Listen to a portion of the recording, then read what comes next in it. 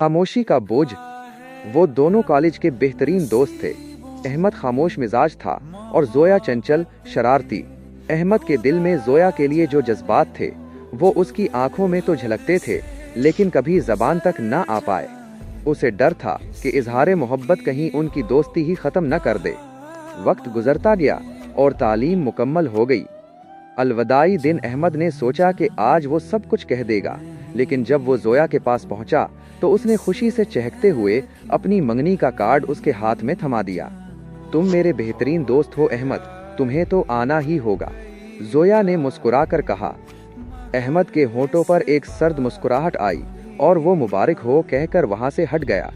इस रात उसने अपनी डायरी में सिर्फ एक जुमला लिखा, बाज़ौकात हम हारने से इतना डरते हैं कि जीतने का मौका ही गिनवा देते हैं।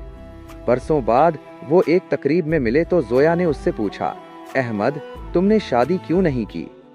अहमद ने दूर खलाओं में देखते हुए बस इतना कहा, क्योंकि मुझे जिससे मोहब्बत थी उसे मुझ पर यकीन तो था, लेकिन शायद मेरे लफ्ज़ों का इंतज़ार नहीं था। जोया की आंखों में एक पल के लिए शिनासाई की लहर दौड़ी, मगर अब बहुत देर हो चुकी थी।